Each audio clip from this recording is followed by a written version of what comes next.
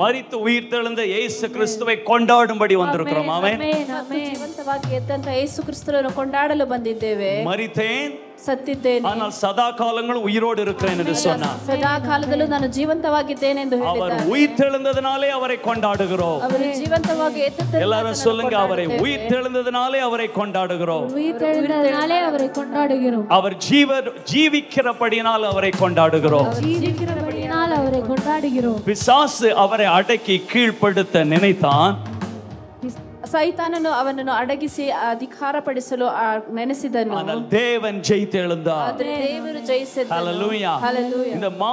இந்த நம்முடைய மாம்சீக உலகத்திலே ஜெயில் இருப்பது போல ನಾವು ಶಾರೀರಿಕ ಲೋಕದಲ್ಲಿ ಹೇಗೆ ಒಂದು ಜೈಲ್ ಇದೆಯೋ, பிசாசு பாதாளத்துல ஒரு ஜெயிலை உருவாக்கி வைத்திருந்தான். ಸೈತಾನನು ಪಾತಾಳ ಲೋಕದಲ್ಲಿ ಒಂದು ಜೈಲನ್ನು ರೂಪಿಸಿಟ್ಟಿದ್ದನು. இயேசுவின் ஆவி, ಯೇಸುವಿನ ಆತ್ಮವು, இயேசுவின் ஆத்துமா, ಯೇಸುವಿನ ಆತ್ಮವು அந்த சிலுவையிலே ಆ ಶಿಲುಬೆ எல்லாருடைய பாவத்தையும் சுமந்து ನಮ್ಮೆಲ್ಲರ ಪಾಪವನ್ನು ಹೊತ್ತು நம்முடைய எல்லா சாபத்தையும் அவர் சுமந்து அவர் பாவம் ஆனார் என்று வேதம் சொல்லுது. ನಮ್ಮೆಲ್ಲರ ಶಾಪವನ್ನು ಹೊತ್ತು ಆತನೇ ಪಾಪವಾದನು ಎಂದು ಸತ್ಯವೇದದಲ್ಲಿ ಹೇಳಲ್ಪಟ್ಟಿದೆ. அவர் பாவத்தை சுமந்தார் என்று சொன்னா மேல இருக்கு தட்டி விட்டலாம், அப்படி இல்ல, அவர் பாவம் ஆனார். நம்ம எல்லா பாவத்தையும் சுமந்து அவர் பாவமானார். ಅವರು ಪಾಪವನ್ನು ಹೊತ್ತುಕೊಂಡರು ಅಂತ ಹೇಳಿದರೆ ಅದನ್ನು ಹಾಗೆ ನಾವು ಒದ್ರೆ ಬಿಡಬಹುದು. ಆದ್ರೆ ಅವರು ತಾನೇ ಪಾಪವಾದನು. அவர் பாவமானதினாலே, ಆತನು ಪಾಪವಾದದ್ದರಿಂದ பாவத்தின் பலனாக அவர் நரகத்திலே நித்திய மரணத்துக்குள்ளே பாதாளத்துக்குள்ளே போக வேண்டிய யூனிவர்சல் லா சட்டம் இருந்தது, இருக்கிறது இப்போதும். ಆ ಪಾಪದ ಮೂಲಕವಾಗಿ ಆತನು ನರಕಕ್ಕೆ ಹೋಗಬೇಕೆಂಬ ಒಂದು ಕಾನೂನು ಇತ್ತು, ಈಗಲೂ ಇದೆ. ಅದು அதன் காரணமா இயேசு பாதாளத்துக்கு பிசாசால் கொண்டு போகப்பட்டார். ಅದ ಕಾರಣವಾಗಿ ಯೇಸು ಸೈತಾನನನ್ನು ಆ ಪಾತಾಳಕ್ಕೆ ಕರೆದುಕೊಂಡು ಹೋದನು. இதெல்லாம் சட்டத்தின்படி நடக்குது. ಇದೆಲ್ಲವೂ ಕಾನೂನಿನ ಪ್ರಕಾರವೇ ನಡೆಯಿತು. அந்த பாதாளத்தை தான் ஜெயில் என்று சொன்னேன். ಆ ಪಾತಾಳವನ್ನೇ ನಾನು ಜೈಲ್ ಎಂದು ಹೇಳಿದೆ. அந்த ஜெயிலை கொண்டு அவரை அடைச்சு வச்சு முடிச்சிடலாம், இவரை பூட்டி வச்சாச்சுன்னா முடிஞ்சு கதை, உலகம் ನಮ್ಮದುதான் ಎಂದು நினைத்தான் பிசாசு. ಸೈತಾನನು ಹೀಗಂದುಕೊಂಡನು, ಆತನನ್ನು ಕರೆದುಕೊಂಡು ಹೋಗಿ ಜೈಲಿನಲ್ಲಿ ಹಾಕಿ ಅಡಗಿಸಿಟ್ಟು ಬಿಟ್ಟರೆ ಈ ಲೋಕವೇ ನನ್ನದು ಅಂದುಕೊಂಡನು. ஆனால் பிதா, ಆದರೆ ಸರ್ವ வல்லவர், ಸರ್ವಶಕ್ತ, எல்லா சட்டத்துக்கு மேலானவர், ಎಲ್ಲ ಕಾನೂನಿಗಿಂತ ಮೇಲಾದவர், எல்லா அதிகாரத்துக்கு மேலானவர், ಎಲ್ಲ ಅಧಿಕಾರಗಳಿಗೆ ಮೇಲಾದவர், அவருக்கு மேல எந்த சட்டமும் இல்லை, ಅವರಿಗೆ ಮೇಲಾಗಿ ಯಾವುದೇ ಕಾನೂನು, அவரை கேள்வி கேட்க எந்த அதிகாரமும் இல்லை, ಆತನನ್ನು ಪ್ರಶ್ನೆ ಮಾಡಲು ಯಾವ ಅಧಿಕಾರವೂ ಇಲ್ಲ. அவர் தம்முடைய வல்லமையினாலே, ಆತನು ತನ್ನ ಶಕ್ತಿಯಿಂದ, அந்த நியாயம் பேசல, தன்னுடைய வல்லமையினாலே ಆತನ ಶಕ್ತಿಯಿಂದ அவர் சாத்தானின் அதிகாரத்தை ஜெயிலை உடைத்து, ಆತನು ಸೈತಾನನ ಅಧಿಕಾರದಲ್ಲಿದ್ದ ಜೈಲನ್ನು ಒಡೆದು இயேசு உயிரோடு எழுந்தார். கைகளை தட்டி கர்த்தரை ಜೀವಂತವಾಗಿ ಎದ್ದನು. ஹல்லேலூயா. ஹல்லேலூயா. அந்த உயிர்த்தெழுந்த இயேசு ಆ ಜೀವಂತವಾಗಿ ಎದ್ದಂತ இன்றைக்கு ಯೇಸು நமக்குள் இருக்கிறார். ಇವತ್ತು ನಮ್ಮೊಳಗೂ ಇದ್ದಾರೆ. எல்லாரும் சொல்லுங்க, உயிர்த்தெழுந்த இயேசு உயிர்த்தெழுந்த இயேசு நமக்குள் இருக்கிறார். நமக்குள் இருக்கிறார். இது ஒரு ரகசியம். ಇದು ಒಂದು ರಹಸ್ಯ. இதை குறித்து இன்றைக்கு சிந்திக்க போகிறோம். ಇದರ ಬಗ್ಗೆ ನಾವು ಇವತ್ತು ನೋಡುತ್ತೇವೆ. பாருங்கள், இந்த தேவனுக்கும் இந்த பிசாசுக்கும் உள்ள போட்டி இப்போ இல்ல 2000 வருஷத்துக்கு முன்பாக ஆரம்பித்தது அல்ல. ಈ ದೇವನಿಗೂ ಸೈತಾನಿಗೂ ಇದ್ದಂತ ಈ ಹೋರಾಟವು ಅಥವಾ ಸ್ಪರ್ಧೆಯು ಈಗ ಉಂಟಾದ 2000 ವರ್ಷಕ್ಕಿಂತ ಮುಂಚೆ ಉಂಟಾಗಿದ್ದಲ್ಲ. புரியுதா உங்களுக்கு? ಅರ್ಥವಾಗಿತ್ತಾ ನಿಮಗೆ? ஏதோ அவங்க ரெண்டு பேருக்கு இடையில போட்டியில நம்மலாம் சிக்கி தவிச்சிட்டு இருக்கோம் நினைக்கிறீங்க சிலர். ಏನೋ ಅವರಿಬ್ಬರಿಗೆ ಇರುವಂತ ಹೋರಾಟದಲ್ಲಿ ನಾವೆಲ್ಲರೂ ಸಿಲುಕಿ ಹಾಕೊಂಡಿದ್ದೇವೆ ಅನ್ಕೊಳ್ಳುತ್ತೀರಾ ಕೆಲವರು. அது என்னமோ இப்போ ஆரம்பிச்சது நினைக்கிறீங்க. ಅದೇನೋ ಈಗ ಆರಂಭಿಸಿದ್ದು ಅನ್ಕೊಳ್ಳುತ್ತೀರಾ. அது உலகம் சிருஷ்டிக்கப்படுவதற்கு முன்பாகவே ஆரம்பிக்கப்பட்டது. ಅದು ಲೋಕವು ಸೃಷ್ಟಿಸಲ್ಪಡುವುದಕ್ಕಿಂತ ಮುಂಚೆಯೇ ಆರಂಭಿಸಲ್ಪಟ್ಟಿತು. சாத்தான் என்று சொல்லுகிறவன் அன்றைக்கு தேவ தூதனாக ஒரு தலைவன், ஒரு ஆர்க் ஏஞ்சல், ஒரு தலைமை தூதனாக லூசிபர் என்ற பெயரிலே பரலோகத்தில் இருந்தான். ಆ ಸೈತಾನನು ಎನ್ನಲ್ಪಡುವವನು ಒಬ್ಬ ಆರ್ಕ್ ಏಂಜಲ್ ಆಗಿ, ಅಂದ್ರೆ ದೊಡ್ಡ ದೇವದೂತನಾಗಿ ಇದ್ದಂತವನು ಆತನು. அவனுக்கு கீழே ஒரு கூட்டம் தூதர்கள் இருந்தார்கள். ಅವರ ಕೆಳಗೆ ಒಂದು ಕೂಟದ ದೂತರು ಇದ್ದರು. ஆனால் அவன் நினைத்தான், ಆದ್ರೆ ಅವನು ಅಂದುಕೊಂಡನು, நான் தேவனுக்கு மேல போவேன், ನಾನು ದೇವರಿಗಿಂತ ಮೇಲಾಗುವೆನು, நான் இவரை ஜெயித்து இவருக்கு மேல போவேன், ನಾನು ಇವರನ್ನು ಜಯಿಸಿ ಇವರಿಗೆ ಮೇಲೆಗೆ ಹೋಗುವೆನು என்று நினைத்து ಹೀಗೆ ಅಂದುಕೊಂಡು அவனோடு ஒரு கூட்டம், மூன்றில் ஒரு பங்கு, முழு தூதர்களில் 1/3 தூதர்களை தன்னோடு சேர்த்து கொண்டார். ಆ ಪೂರ್ಣ ಆ ದೇವದೂತರ ಕೂಟದಲ್ಲಿ ಒಂದು ಭಾಗವನ್ನು ತನ್ನೊಂದಿಗೆ ಆತನು ಸೇರಿಸಿಕೊಂಡನು. 1/3 ಅವನಿಗೆ ಸಪೋರ್ಟ್. 3ರಲ್ಲಿ 1 ಭಾಗ ಅವನಿಗೆ ಸಪೋರ್ಟ್ ಮಾಡಿದರು. இவர்கள் தேவனுக்கு மேலே போவேன்னு சொல்லி மியூட்டினி புரட்சி ஆரம்பித்த சிந்தித்தான் இருதயத்திலே. ಇವರು ದೇವರಿಗಿಂತ ಮೇಲಾಗಿ ಹೋಗಬೇಕೆಂದು ಅವರು ಚಿಂತನೆಯಲ್ಲಿ ಅವರು ಚಿಂತಿಸಲು ಆರಂಭಿಸಿದರು. அதை அறிந்த தேவன், ಅದನ್ನು ತಿಳಿದ ದೇವರು அவனை அங்கிருந்து சபித்து விரட்டி பூமியிலே அனுப்பினார். ಅವರು ಅಲ್ಲಿಂದ ಆತನನ್ನು ಶಪಿಸಿ ಭೂಮಿಗೆ ಆತನನ್ನು ஆரம்பித்தது. ಅಲ್ಲಿಯೇ ಆರಂಭಿಸಿತು. அதற்கு பிறகு தேவன் அந்த பூமியிலே ஆதாம் ஏவாளை சிருஷ்டித்தார். ಅದ ನಂತರ ಭೂಮಿಯಲ್ಲಿ ದೇವರು ಇಲ್ಲಿ ಆದಾಮ್ ಹವ್ವಳನ್ನು ಸೃಷ್ಟಿಸಿದರು. அவன் ஏதேன் தோட்டத்தில் வந்து மறுபடியும் தன்னுடைய போராட்டத்தை ஆரம்பிக்கிறான். ಅವನು ಏದೇನ್ ತೋಟದಲ್ಲಿ ಬಂದು ಮತ್ತೆ ತನ್ನ ಹೋರಾಟವನ್ನು ಆರಂಭಿಸುತ್ತಾನೆ. இது விசேஷம் என்னவென்றால், ಇದರಲ್ಲಿ ವಿಶೇಷವೇನೆಂದರೆ எப்படியோ பிசாசு நினைக்கிறான் அவன் எப்படியாவது தேவனை ஜெயிக்க முடியும் என்று சாத்தான் நினைக்கிறான். ಸೈತಾನನು ಅಂದುಕೊಳ್ಳುತ್ತಾನೆ ಹೇಗಾದರೂ ಮಾಡಿ ನಾನು ದೇವರನ್ನು ಜಯಿಸಬಲ್ಲೆ ಎಂದು. அவன் இன்னும் இத்தனை அடி வாங்கினத பிறகும் இன்னும் அப்படிதான் நினைக்கிறான். ಅವನು ಇಷ್ಟು ಏಟುಗಳನ್ನು ತಿಂದ ನಂತರವೂ ಅವನು ಈಗಲೂ ಹಾಗೆ ಅಂದುಕೊಳ್ಳುತ್ತಾನೆ. நான் தேவனை ஜெயிக்க முடியும் என்று அவன் நினைக்கிறான். ನಾನು ದೇವರನ್ನು ಜಯಿಸಬಲ್ಲೆ ಎಂದು ಆತನು ಅಂದುಕೊಳ್ಳುತ್ತಾನೆ. ನಿಮಗೆ ಅರ್ಥವಾಗ್ತಾ ಇದೆಯಾ? ಆಮೆನ್. ஏதேன் தோட்டத்தில் வந்து ட்ரை பண்ணான். ಏದೇನ್ ತೋಟದಲ್ಲಿ ಅವನು ಟ್ರೈ ಮಾಡಿದನು. ஏவாளை ஏமாற்றினான். ಹವ್ವಳನ್ನು ಮೋಸ ಮಾಡಿದನು. அதன் மூலமாய் ஆதாம் விழுந்தான். ಅದರ ಮೂಲಕವಾಗಿ ಆದಾಮನು ಬಿದ್ದನು. அதோட முடிந்தது என்று நினைத்தான். ಅಷ್ಟಕ್ಕೆ ಮುಗಿಯಿತು ಅಂದುಕೊಂಡನು. எல்லாரும் சொல்லுங்க, அப்படி நினைச்சான். அப்படி நினைச்சான். தேவன் வந்தார். ದೇವರು ಬಂದರು. அங்கே ஆட்டை குட்டியை வெட்டி ಅಲ್ಲಿ ಕುರಿಮರಿಯನ್ನು அந்த இரத்தத்தை சிந்தி ಆ ರಕ್ತವನ್ನು ಸುರಿಸಿ இது ஒரு அடையாளமாய் வைத்து ಇದನ್ನೊಂದು ಗುರುತಾಗಿಟ್ಟು ஸ்திரீயை நீ வஞ்சித்தாய், இந்த ஸ்திரீயின் வித்தினாலே உன்னை ஜெயிப்பேன் என்று சொன்னார். ಆ ಸ್ತ್ರೀಯನ್ನು ನೀನು ವಂಚಿಸಿದೆ, ಆ ಸ್ತ್ರೀಯ ಬಿತ್ತಿನಿಂದಲೇ ನಿನ್ನನ್ನು ಸಿಕ್ಕಿಸುವೆನು ಎಂದು ಹೇಳಿದರು. உங்களுக்கு புரியுதா? ஸ்திரீயின் வித்தினாலே, ஸ்திரீயிலிருந்து பிறந்தவனே உன்னை ஜெயிப்பேன். நான் வேற ஒண்ணும் பெருசா பண்ணல, ஸ்திரீயை வஞ்சித்தாய், ஸ்திரீயின் வித்தாலே உன்னை ஜெயிப்பேன் என்று சொன்னார். ಆ ಸ್ತ್ರೀಯನ್ನು ನೀನು ವಂಚಿಸಿದೆ, ಆ ಸ್ತ್ರೀಯ ಬೆತ್ತಿನಿಂದಲೇ ನಿನ್ನನ್ನು ನಾನು ಜಯಿಸುವೆನು ಎಂದು ಹೇಳಿದನು. அதனால பிசாசு சாத்தான் என்ன பண்ணினான்? ಆದ್ದರಿಂದ ಸೈತಾನನು ಏನು ಮಾಡಿದನು? ஸ்திரீகளை வஞ்சிக்க ஆரம்பித்தான். ಸ್ತ್ರೀಗಳನ್ನು ಅವನು ವಂಚಿಸಲು ಆರಂಭಿಸಿದನು. விழுந்து போன ஆவிகள் ஸ்திரீகளோடு உறவு கொண்டு ராட்சசர்களை நெஃபிலிம்ஸை அவர்கள் தேவபுத்திரர் என்ற ஆதியாகமத்தில் நெஃபிலிம்ஸ் ராட்சசர்கள் பிறக்க ஆரம்பித்தார்கள். பாதி கடவுள் பாதி மனிதன் பாதி. ಆ ದೇವದೂತರುಗಳು ಅವರು ಆ ಸ್ತ್ರೀಯರನ್ನು ವಂಚಿಸಿ ಅವರೊಂದಿಗೆ ಸಂಗಮ ಮಾಡಿ ಆಗ ಅವರಿಗೆ ದೈತ್ಯ ರೂಪದಲ್ಲಿ ಮಕ್ಕಳು ಹುಟ್ಟಲು ಆರಂಭಿಸಿದರು. ಅವರು ಹೇಗಿದ್ದಾರೆ ಎಂದರೆ ದೇವರು ಅರ್ಧ ಸೈತಾನನು ಅರ್ಧ ಅನ್ನುವ ರೀತಿಯಲ್ಲಿ ಮಕ್ಕಳು ಹುಟ್ಟುತ್ತಿದ್ದರು. ಭೂಮಿ ರಾಕ್ಷಸர்களால் நெஃபிலிம்ஸால் நிரம்பினது. ಆ ಭೂಮಿಯು ರಾಕ್ಷಸರುಗಳಿಂದ ತುಂಬುತ್ತಾ ಬಂತು. இவர்கள் ஆவிக்குரிய தத்துவங்களையும் சத்தியங்களையும் ஜனங்களுக்கு என்னது பில்லிசூனிய மாந்திரீக இப்படிப்பட்ட காரியங்களை கற்றுக் கொடுத்து பூமியை கெடுத்து இருளாக மாற்ற ஆரம்பித்தார்கள். ಇವರೆಲ್ಲರೂ ಜನರಿಗೆ ಆ ಮಾಂತ್ರ ತಂತ್ರಗಳನ್ನು ಮಾಟಗಳನ್ನು ಎಲ್ಲವನ್ನು ಕಲಿಸಿಕೊಟ್ಟು ಈ ಭೂಮಿಯನ್ನು ಇರುಳಾಗಿ ಮಾರ್ಪಡಿಸಲು ಪ್ರಯತ್ನಿಸುತ್ತಿದ್ದರು. ஆண்டவர் என்ன பண்ணினார்? ದೇವರು ಏನು ಮಾಡಿದರು? நோவாவின் மூலமாய் ನೋಹನ ಮೂಲಕ ஒரு நீதிமானுடைய குடும்பத்தை காப்பாற்றி ಒಂದು ನೀತಿವಂತವಾದಂತ ಒಂದು ಕುಟುಂಬವನ್ನು முழு உலகத்தையும் தண்ணீரால் அழித்தார். ಮತ್ತೆ ಪೂರ್ತಿ ಲೋಕವನ್ನು ಅವನು ನೀರಿನಿಂದ ಅಳಿಸಿದನು. நோவாவின் ஜல பிரயாணம் இந்த நெஃபிலிம்ஸை, இந்த பிசாசுகள் ஸ்திரீயோடு உறவு கொண்டு பிறந்த ராட்சசர்கள் எல்லாம் அழிக்கும்படி தான் நோவாவின் ஜல பிரயாணம் வந்தது. ನೋಹನ ಜಲ ಪ್ರಳಯವು ಅಲ್ಲಿ ರಾಕ್ಷಸರಾಗಿ ಹುಟ್ಟಿದಂತಹ ಜನರನ್ನು ಎಲ್ಲರನ್ನು ಅಳಿಸುವಂತೆಯೇ ಆ ಜಲಪ್ರಳಯ ಉಂಟಾಯಿತು. அங்கேயும் பிசாசு தோற்றான். ಅಲ್ಲಿಯೂ ಸೈತಾನನು ಸೋತನು. பாபேலை கொண்டு வந்தான். ನಂತರ ಬಾಬೇಲನನ್ನು ತಂದನು. அதன் மூலமாய் அவன் ஒரு பெரிய ஒரு ட்ரிக் பிளான் பண்ணினான். ಅದರ ಮೂಲಕವಾಗಿ ಅದೊಂದು ದೊಡ್ಡ ಪ್ಲಾನ್ ಅನ್ನು ಮಾಡಿದನು. அந்த இடத்திலும் கர்த்தர் இறங்கி பாஷையை தாறுமாறாக்கி அங்கே தோற்கடித்தார். ಆ ಸ್ಥಳದಲ್ಲೂ ಕರ್ತನು ಇಳಿದು ಭಾಷೆಗಳನ್ನು ಅಲ್ಲಕಲ್ಲೋಲ ಮಾಡಿ ಅಲ್ಲಿ ಅವನು ಸೋಲಿಸಿದನು. பின்பு மோசேயின் காலத்திலே, ನಂತರ ಮೋಸೆಯ ಕಾಲದಲ್ಲಿ தெரிந்து கொள்ளப்பட்ட பிள்ளையை கொல்லும்படி வகை தேடினான். ಆರಿಸಿಕೊಂಡಂತ ಮಕ್ಕಳನ್ನು ಸಾಯಿಸುವಂತೆ ಅವನು ಹುಡುಕುತ್ತಿದ್ದನು. எல்லா பிள்ளைகளும் செத்தாங்க மோசேயை தவிர. ಊರಲ್ಲಿ ಎಲ್ಲಾ ಮಕ್ಕಳು ಕೊಲ್ಲಲ್ಪಟ್ಟರು ಮೋಶೆಯನ್ನು ಬಿಟ್ಟು. அவன் கொல்ல வேண்டும் என்று அதிகாரம் சட்டம் வைத்த ராஜாவுக்கு மூக்குக்கு கீழேயே கர்த்தர் மோசேயை வளர்த்தி கொண்டு வந்தார். ಅವನು ಯಾರನ್ನು ಕೊಲ್ಲಬೇಕು ಅಂತ ರಾಜನು ಇದನ್ನು ಇಟ್ಟನು ಅವನ ತಲೆ ಕೆಳಗೇನೆ ಆ ಮಗುವನ್ನು ಬೆಳೆಯುವಂತೆ ಮಾಡಿದನು. நம்முடைய தேவனுடைய வல்லமையை புரிகிறீர்களா? ನಮ್ಮ ದೇವರ ಶಕ್ತಿಯನ್ನು ಅರ್ಥ ಮಾಡಿಕೊಳ್ಳುತ್ತೀರಾ? ಹೇಳಿಕೊಳ್ಳುತ್ತಿದ್ದೀರಾ? அழிக்க வேண்டும் என்று நினைத்தான். அவன் மூக்குக்கு கீழேயே தேவன் மோசையை வளர்த்தி அவனை சவால் விடும்படி நிலைநிறுத்தினார்.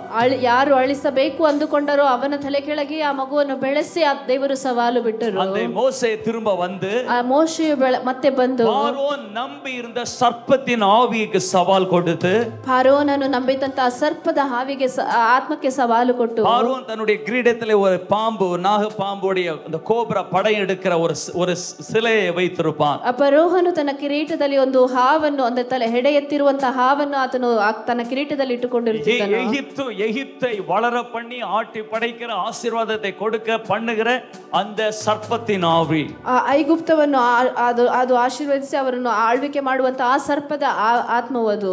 தேவன் மோசேயை அனுப்பும்போது ದೇವರು ಮೋಶೆಯನ್ನು ಕಳಿಸುವಾಗ அவன் கையில ஒரு அற்புதத்தை கொடுத்து அனுப்பினார். ಆತನ ಕೈಯಲ್ಲಿ ಒಂದು ಅದ್ಭುತವನ್ನು ಕೊಟ್ಟು ಕಳಿಸಿದನು. என்ன அற்புதம்? ಯಾವ ಅದ್ಭುತ? ஒரு கோல். ಒಂದು ಕೋಲು. என்ன கோல்? ಯಾವ ಕೋಲು? மந்திர கோல். ಅದು ಒಂದು ಮಂತ್ರದ ಕೋಲು. அது கர்த்தருடைய கோல். ಅದು ಕರ್ತನ ಕೋಲು. ஆமென். வேதம் சொல்லுகிறது, ಸತ್ಯವೇದವು ಹೇಳುತ್ತದೆ, அந்த கோலை அவன் கீழே போட்டு ಆ ಕೋಲನ್ನು ಅವನು ಕೆಳಗೆ ಹಾಕಿ அது பாம்பாய் சர்ப்பமாய் மாறினது. ಅದು ಹಾವಾಗಿ ಬದಲಾಯಿತು. தேவன் அதை வாலை பிடித்து தூக்க சொன்னார். ದೇವರು ಅದರ ಆ ಬಾಲವನ್ನು ಹಿಡಿದು ಎತ್ತಲು ಹೇಳಿದನು. தூக்கின உடனே ಎತ್ತಿದ ತಕ್ಷಣ அது அடுத்த வசனம் என்ன சொல்லுது தெரியுமா? ನಂತರದ ವಾಕ್ಯ ಏನು ಹೇಳುತ್ತದೆ அது ಗೊತ್ತಾ? தேவனுடைய கோல் என்று சொல்லப்படுகிறது. ಅದು ದೇವರ ಕೋಲು ಎನ್ನಲ್ಪಡುವುದು. இத்தனை வருஷமாய் ஆடு மேய்த்த மோசேயுடைய கோல் தான். ಇಷ್ಟು ವರ್ಷ ಕುರಿ ಮೇಯಿಸಿದಂತ ಮೋಸೆಯ ಕೋಲೆ ಅದು. ஆனால் அந்த இடத்துல கோலிலே கர்த்தருடைய அற்புதம் கிரியை செய்த போது, ಆ ಸ್ಥಳದಲ್ಲಿ ಆ ಕೋಲಿನ ಮೂಲಕ ಕರ್ತನ ಶಕ್ತಿಯು ಕ್ರಿಯೆ ಮಾಡಿದಾಗ, அந்த கோல் கையிலே வரும்போது, ಮತ್ತೆ ಆ ಕೋಲು ಕೈಗೆ ಬರುವಾಗ அது தேவனுடைய கோல். ಅದು ದೇವರ ಕೋಲು. தேவனுடைய கோல் மூலமாய் மோசே பார்வோனுக்கு சவால் கொடுக்கிறான். ಆ ದೇವರ ಕೋಲಿನ ಮೂಲಕ ಮೋಶೆಯು ಫರೋಹನಿಗೆ ಸವಾಲು ಹಾಕುತ್ತಾನೆ. பார்வோனுடைய ஆட்களும் அதே போல அவர்கள் கோலை வைத்து சர்ப்பத்தை உண்டாக்கினார்கள். ಆದರೆ ಫರೋಹನ ಆ ಜನರು ಸಹ ಆ ಕೋಲನ್ನು ಇಟ್ಟುಕೊಂಡು ಸರ್ಪವನ್ನು ಮಾಡಿದರು. ஆனா இதெல்லாம் பார்ட் ஆஃப் தி பிளான். எல்லாரும் சொல்லுங்க, ಪಾರ್ಟ್ ಆಫ್ ದ ಪ್ಲಾನ್. ஆண்டவருடைய பிளானின் ஒரு பகுதி தான். ಇದು ದೇವರ ಪ್ಲಾನಿನ ಒಂದು ಭಾಗ ಮಾತ್ರ. என்ன பிளான்?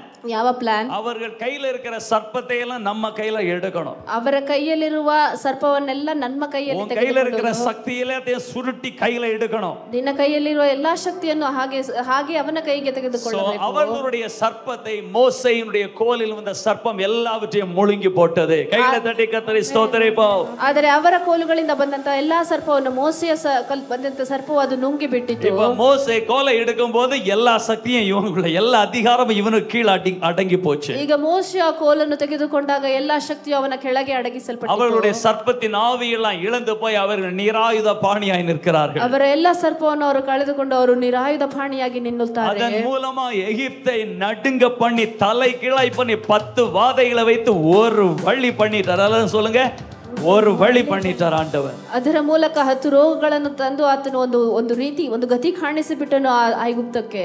இந்த சர்ப்பத்தை மிதிக்கவும் தேள்களை நசுக்கவும் சத்ருவின் சகல அதிகாரங்கள் மேற்கொள்ளக்கூடிய வல்லமை மோசேக்குள்ள மட்டுமல்ல, இன்றைக்கு நமக்குள்ளும் கிரியை செய்கிறது. ஆமென். ಈ ಸರ್ಪವನ್ನು ತುಳಿದು ಆ ಚೇಳುಗಳನ್ನು ತುಳಿದು ಅಧಿಕಾರವನ್ನು ತೆಗೆದುಕೊಳ್ಳುವಂತ ಅಧಿಕಾರವು ಮೋಶೆಯೊಳಗೆ ಮಾತ್ರವಲ್ಲ, ನಮ್ಮೊಳಗೂ ಇದೆ. ಈ ದಿನಗಳಲ್ಲಿ நீங்க தெருவுல நடந்து போகும்போது, ನಿಮ್ಮ ಬೀದಿಗಳಲ್ಲಿ ನಡೆದು வீட்டில இருக்கும்போது, ಮನೆಯಲ್ಲಿ ಇರುವಾಗ, ஆபீஸ்ல இருக்கும்போது, ಆಫೀಸಲ್ಲಿ ಇರುವಾಗ சும்மா அப்படி ஃபீல் பண்ணணும். ಸುಮ್ಮನೆ ಹಾಗೆ ನೀವು ಫೀಲ್ ಮಾಡಬೇಕು. இமேஜிನ್ பண்ணணும். ಇಮ್ಯಾಜಿನ್ ಮಾಡಿಕೊಳ್ಳಬೇಕು. கற்பனை பண்ணணும். ಕಲ್ಪನೆ ಮಾಡಿಕೊಳ್ಳಬೇಕು. நடக்கும்போது அப்படி ஃபீல் பண்ணணும். ನಡೆಯುವಾಗ ಹಾಗೆ ಫೀಲ್ ಮಾಡಬೇಕು. இந்த உலகத்திலே, ಈ ಲೋಕದಲ್ಲಿ, இந்த அந்தகார அதிகாரத்திலே ಈ ಅಂಧಕಾರದ நான் சும்மா ராட்சசனை போல இருக்கேன். ನಾನು ಸುಮ್ಮನೆ ಹಾಗೆ ರಾಕ್ಷಸರಂತೆ எனக்குள்ள ಇದ್ದೇನೆ. இந்த வல்லமை இருக்கிறது. ನನ್ನೊಳಗೆ ಈ ಶಕ್ತಿಯು ಇದೆ. எனக்குள்ள இந்த அதிகாரம் இருக்கிறது. ನನ್ನೊಳಗೆ ಈ ಅಧಿಕಾರವೂ ಇದೆ. ಸರ್ಪங்களை மிதிக்க, ಸರ್ಪಗಳನ್ನು ತುಳಿಯಲು, தேள்களை நசுக்க, ಜೇಳುಗಳನ್ನು ಜಜ್ಜಲು, சத்ருவின் சகல அதிகாரங்களின் கீழ்ப்படுத்த ಶತ್ರುವಿನ ಸಕಲ ಅಧಿಕಾರಗಳನ್ನು ತಗ್ಗಿಸಲು வல்லமை எனக்குள்ளே இருக்கிறது. ಅಂತಹ ಶಕ್ತಿಯು ನನ್ನೊಳಗೆ ಇದೆ. உணர முடியுமா உங்களால? ಅದನ್ನು ಅನುಭವಿಸಲು கற்பனை பண்ண ಸಾಧ್ಯವಿಲ್ಲ. வேண்டும். ಕಲ್ಪನೆ ಮಾಡಿಕೊಳ್ಳಬೇಕು. உங்களுக்குள்ள இருக்கிற இயேசுவை பெரியவராய் கற்பனை பண்ண வேண்டும். ಒಳಗಿರುವಂತಹ ಯೇಸುವನ್ನು ದೊಡ್ಡವನಾಗಿ ನೀವು ಕಲ್ಪನೆ ಮಾಡಿಕೊಳ್ಳಬೇಕು. அவர் உங்களுக்குள்ளே உங்கள் மூலமாய் கிரியை செய்யும்படி இடம் கொடுக்க வேண்டும். ಅವರು ನಿಮ್ಮ ಮೂಲಕವಾಗಿ ಕ್ರಿಯೆ ಮಾಡುವಂತೆ ನೀವು ಸ್ಥಳ ಮಾಡಿಕೊಡಬೇಕು. ஹalleluya. ஒரு பஸ்ல இருந்தாலும் சரி, ಒಂದು ಬಸ್ ಅಲ್ಲಿ ಇದ್ದರೂ ಸರಿ, ஆபீஸ்ல இருந்தாலும் சரி, ಆಫೀಸಲ್ಲಿದ್ದರೂ ಸರಿ, உங்களை குறித்து நீங்கள் உருவாக்குகிற கற்பனை விசுவாசமாய் மாறும். ನಿಮ್ಮ ಬಗ್ಗೆ ನೀವು ಅಂದುಕೊಳ್ಳುವಂತ ಕಲ್ಪನೆಯು ಅದು ವಿಶ್ವಾಸವಾಗಿ ಬದಲಾಗುತ್ತದೆ. அது விசுவாசமாய் மாறும் வரைக்கும் கற்பனையாகவே வளரட்டும். ಅದು ವಿಶ್ವಾಸವಾಗಿ ಬದಲಾಗುವವರೆಗೂ ಅದು ಕಲ್ಪನೆಯಾಗಿಯೇ ಬೆಳೆಯಲಿ. இங்கிலீஷ்ல வார்த்தை சொல்லுவாங்க, fake it until you faith it. Fake it until you faith it. விசுவாசமாய் வரும் வரைக்கும் ಫೇಕಾಗವಾದ ಕಲ್ಪನೆ பண்ணுங்கள். ವಿಶ್ವಾಸವಾಗಿ ಬರುವವರೆಗೂ ಆದರೂ ಅದನ್ನು ನೀವು ಫೇಕ್ ಆಗಿ ಕಲ್ಪನೆ ಮಾಡಿಕೊಳ್ಳಬೇಕು ಎಂದು. ಫೇಕ್ ಅಲ್ಲ, ಅದು ಫೇಕ್ ಅಲ್ಲ, ಫೇಕ್ போல தோன்றும், ನಿಮಗೆ ಅದು ಫೇಕ್ ರೀತಿ ಅನಿಸುತ್ತದೆ. ಅದು ஒரு ஸ்பிரிச்சுவல் எக்சர்சைஸ். ಅದು ಒಂದು ಸ್ಪಿರಿಚುವಲ್ ಎಕ್ಸರ್ಸೈಸ್. ஆபிரகாம் ஃபேக்கா தான் நினைத்தானா? ಅಬ್ರಹಾಮನು ಫೇಕ್ ಆಗಿ ಅಂದುಕೊಂಡನು. ವಯದಾನதை ಎಣ್ಣಾமல் ಫೇಕಾ தான் நினைத்தானா? ವಯಸ್ಸಾಗಿದ್ದನ್ನು ಅಂದುಕೊಳ್ಳದೆ ಅವನು ಫೇಕ್ ಆಗಿ ಅಂದುಕೊಂಡನು. ஒருவேளை வெளியே ಅದು ಫೇಕ್ ಮಾರಿ ತೋಂಚು, ಒಂದು ವೇಳೆ ಅದು ಹೊರಗಡೆ ನೋಟಕ್ಕೆ ಫೇಕ್ ಆಗಿ ಅನಿಸುತ್ತದೆ. ನಮಗೆ தெரியும் ಅದು ವಿಶ್ವಾಸத்திலே ಅವன் ವಲ್ಲವನಾய் ಮಾರುகிற process. ನಮಗೆ ಗೊತ್ತು ಅವನು ವಿಶ್ವಾಸದಲ್ಲಿ ಶಕ್ತನಾಗಿ ಬೆಳೆಯುವಂತ ಒಂದು ಪ್ರಾಸೆಸ್ ಅದು. Hallelujah. Hallelujah. எல்லாரும் சொல்லுங்க, fake it until you faith it. Fake it until you faith it. விசுவாசமாய் உருவாகும் வரைக்கும் அதை ಫೇಕ್ ಆಗ ಕಲ್ಪನೆ பண்ணுங்கள். ವಿಶ್ವಾಸವಾಗಿ ಅದು ರೂಪಿಸುವವರೆಗೂ ಅದನ್ನು ನೀವು ಫೇಕ್ ಆಗಿ ಕಲ್ಪನೆ ಮಾಡಿಕೊಳ್ಳಬೇಕು. ಅದು ಫೇಕ್ ಅಲ್ಲ, அதுதான் விசுவாசத்தின் process. ಅದು ಫೇಕ್ ಅಲ್ಲ, ಅದು ವಿಶ್ವಾಸದ ಪ್ರಾಸೆಸ್ ಅಷ್ಟೇ. பார்வோனை ஒரு வழி பண்ணி இஸ்ரவேல் ஜனங்கள் வெளியே வந்தார்கள். ಫಾರೋನನು ಒಂದು ಗತಿ ಕಾಣಿಸಿ ಇಸ್ರಾಯೇಲ್ ಜನರು ಅವರು ಹೊರಗಡೆ அப்புறம் ஃபாஸ்ட் ஃபார்வர்ட் பண்ணா ಯೇಸು ಉலகத்துல வரும் ಸಮಯமாச்சு. ಅದ ನಂತರ ನೋಡಿದರೆ ಯೇಸು ಲೋಕಕ್ಕೆ ಬರುವ ಸಮಯವಾಯಿತು. ಯೇಸು வருவதற்கு ಸಮಯமாகும்போது, ಯೇಸು ಲೋಕಕ್ಕೆ ಬರುವ ಸಮಯವಾದಾಗ என்ன பண்ணினான் பிசாசு? ಸೈತಾನನು ಏನು ಮಾಡಿದ? ಹೇರೋದ ರಾಜ ಮೂಲமாக, ಹೇರೋದನ ರಾಜನ ಮೂಲಕವಾಗಿ எல்லா பிள்ளைகளும் 2 வயதிற்கு ಉட்ಪಟ್ಟ எல்லா பிள்ளைகளையும் கொன்றான். 2 ವಯಸ್ಸಿನ ಒಳಗಿರುವಂತ ಎಲ್ಲಾ ಮಕ್ಕಳನ್ನು ಆ ದಿನಗಳಲ್ಲಿ ಕೊಂದನು, ಯೇಸುவை தவிர. ಯೇಸುವನ್ನು ಬಿಟ್ಟು. ஹalleluya. ஹalleluya. மோசேಗೆ நடந்தது போல மறுபடியும் ಮೋಶೆಗೆ ನಡೆದ ಆ ರೀತಿಯಲ್ಲೇ ಮತ್ತೆ ನಡೆಯಿತು. 2 ವಯது கீழ்ப்பட்ட எல்லா பிள்ளைகளும் ಸತ್ತಾன் ಯೇಸುவை தவிர. 2 ವಯಸ್ಸಿಗಿಂತ ಕಮ್ಮಿಯಾದವರೆಲ್ಲರೂ ಸತ್ತರು ಆ ದಿನಗಳಲ್ಲಿ ಯೇಸುವನ್ನು ಬಿಟ್ಟು. ಅದಕ್ಕೆ ಯೇಸು வளர்ந்தார். ಅದ ನಂತರ ಯೇಸು ಬೆಳೆದನು, ஊழியம் செய்தார், ಸೇವೆ ಮಾಡಿದರು, கர்த்தருடைய ராஜ்யத்தை விளங்க பண்ணினார், ಕರ್ತರ ರಾಜ್ಯವನ್ನು ಪ್ರಕಟಿಸಲು ಆರಂಭಿಸಿದರು. ಯೇಸು மரிக்கும் சமயத்திலே, ಯೇಸು ಸಾಯುವಂತ ಸಮಯದಲ್ಲಿ பிசாசு நினைத்தான், ಸೈತಾನನು ಅಂದುಕೊಂಡನು, கடைசியா இதுதான் தருணம், ಇದುವೇ ಕಡೆಯಾದಂತ முடிச்சிடலாம் ಇವರೇ, ಇದನ್ನು ಮುಗಿಸಿ ಬಿಡಬೇಕು. தேவனுடைய ராஜ்யம் இந்த உலகத்துல இனிமே வர முடியாத அளவுக்கு ದೇವರ ರಾಜ್ಯವು ಈ ಲೋಕದಲ್ಲಿ ಇನ್ನು ಮುಂದೆ ಬರದ ಹಾಗೆ இப்ப இவர் பாவி ஆயிட்டார். ಈಗ ಈತನು ಪಾಪಿಯಾಗಿದ್ದಾನೆ. எல்லா பாவத்தை இவர் மேல சுமந்தாச்சு. ಎಲ್ಲಾ ಪಾಪವನ್ನು ಇವರ ಮೇಲೆ ಹೊತ್ತಾಯಿತು. சட்டத்தின்படி இவரை ஜெயில அடைச்சாச்சு. ಕಾನೂನಿನ ಪ್ರಕಾರ ಇವರನ್ನು ಜೈಲಲ್ಲಿ ಹಾಕಿ இனிமே இவரை தலை தூக்க விடக்கூடாது, அழித்து விட வேண்டும் என்று நினைத்தான். ಇನ್ನು ಮುಂದೆ ಇವನನ್ನು ತಲೆ ಎತ್ತಲು ಬಿಡಬಾರದು, ಇವನನ್ನು ಅಳಿಸಿ ಬಿಡಬೇಕು ಅಂದುಕೊಂಡ. அவன் நினைத்தான், ಅವನು ಅಂದುಕೊಂಡನು, முடிஞ்சதே, ಅದು ನಡೆಯಿತು. அவனுக்கு தெரியாது ಅವನಿಗೆ ಗೊತ್ತಿಲ್ಲ கர்த்தர் என்ன திட்டம் வைத்திருந்தார். ದೇವರು ಯಾವ ಪ್ಲಾನ್ ಅನ್ನು ಇಟ್ಟಿದ್ದಾರೆ. ஹalleluya.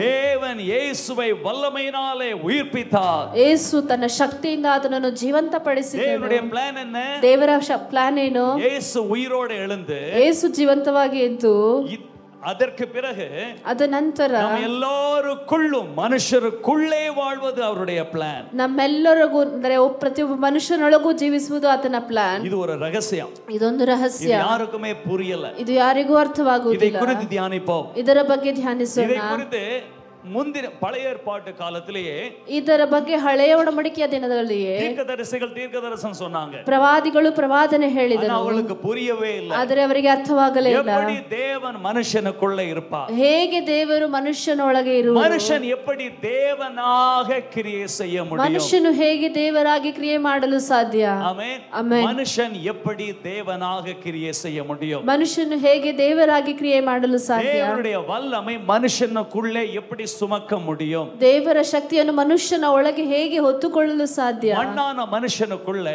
ಮಣ್ಣಾದ அந்த ಮನುಷ್ಯನೊಳಗೆ தெய்வ சக்தி ಆ ದೇವರ ಶಕ್ತಿಯು எப்படி இருக்க முடியும், ಹೇಗೆ ಇರಲು ಸಾಧ್ಯ. இது அவர்களுக்கு புரியவே இல்லை. ಇದು ಅವರಿಗೆ ಅರ್ಥವಾಗಲೇ ಇಲ್ಲ. படிப்போமா? ரோமர் 5வது அதிகாரம் 10வது வசனம். ಓದೋಣ. ರೋಮರ್ 5:10. 5ನೇ ಅಧ್ಯಾಯ 10ನೇ ವಾಕ್ಯ. நாம் தேவனுக்கு சத்துருக்களாய் இருக்கையில் அவருடைய குமாரன் மரணத்தினாலே அவரோடனே ஒப்புரவாக்கப்பட்டோமானால், ஒப்புரவாக்கப்பட்ட பின் நாம் அவருடைய ಜೀವನಾலே ರಕ್ಷಿಸப்படுವುದುம் அதிக நிச்சயமாமே.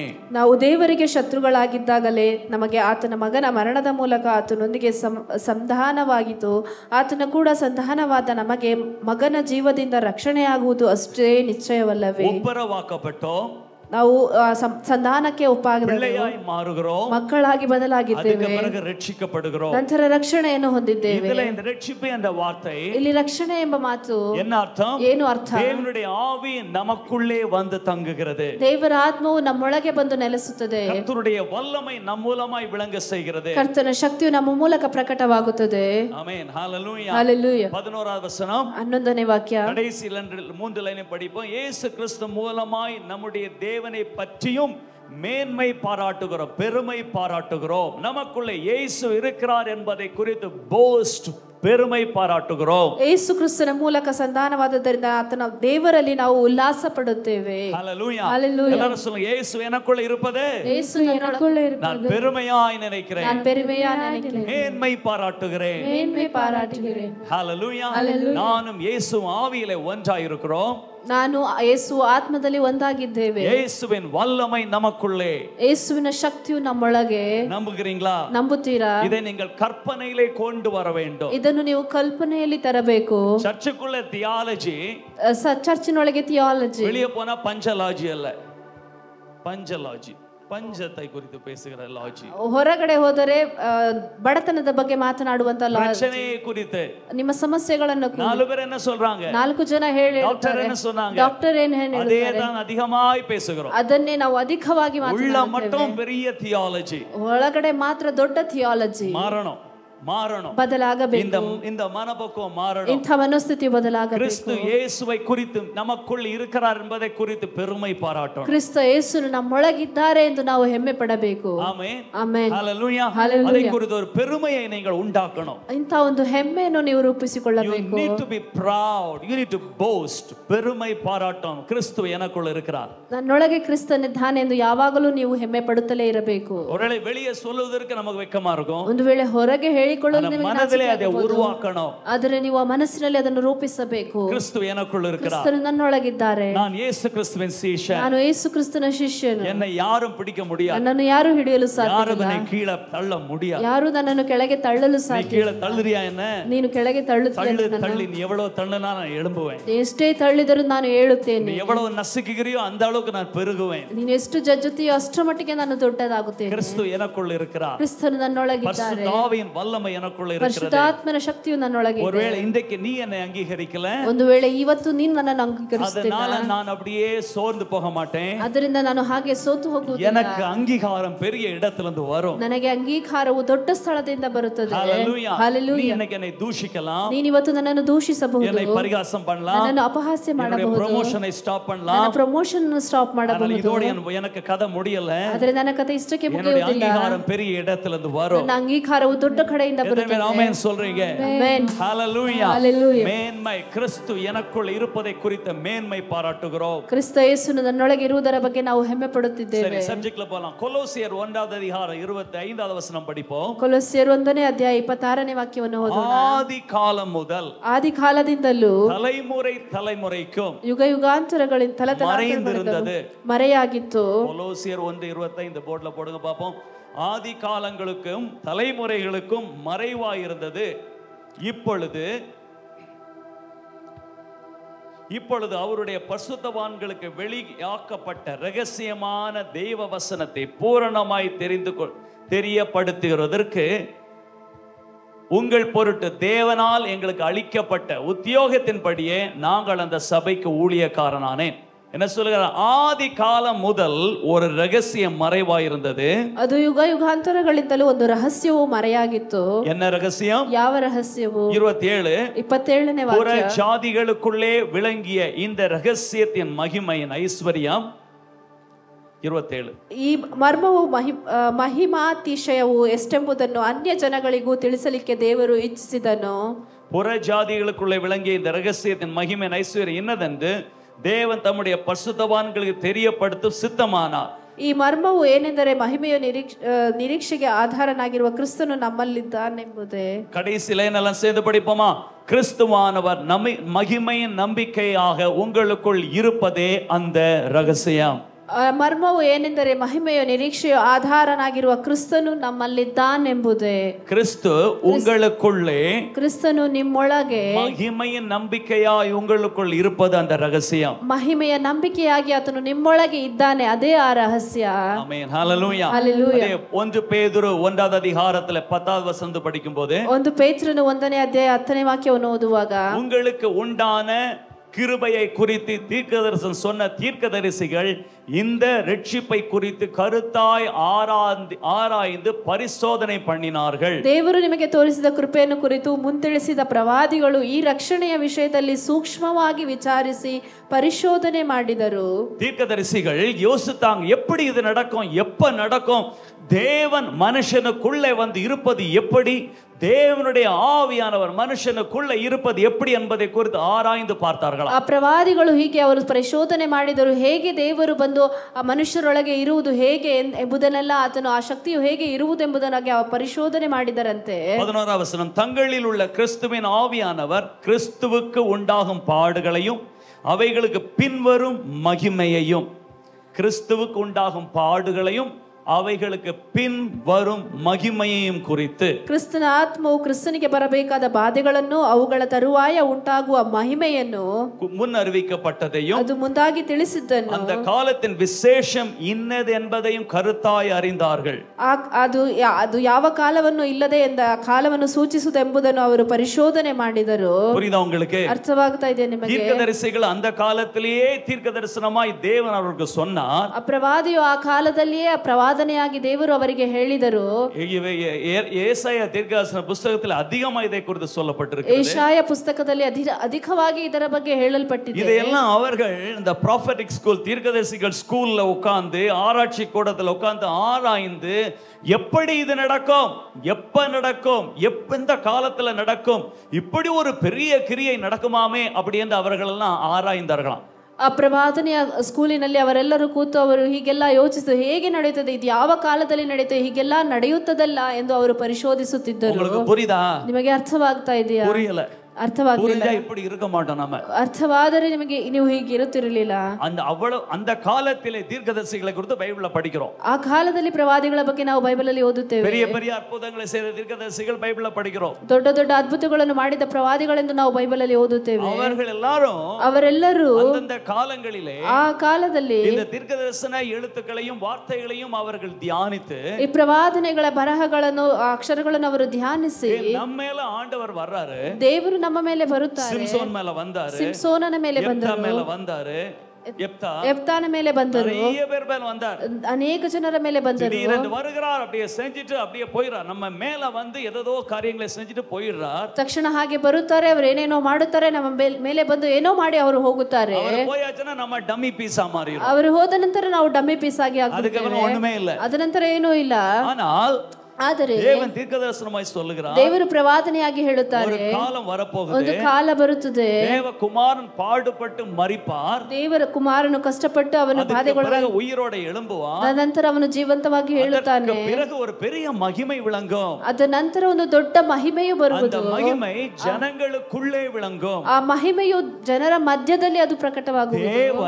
ದೇವರು ಸರ್ವವಲ್ಲ ದೇವ, ಸರ್ವಶಕ್ತನಾದ ದೇವರು ಮುಳು ವಲ್ಲಮೆಯೋಡು ಪೂರ್ತಿ ಮಹಿಮೆಯಿಂದ ಜನங்களுக்குள்ளே இருப்பார், ಜನರ ಒಳಗೆ ಇರುವನು.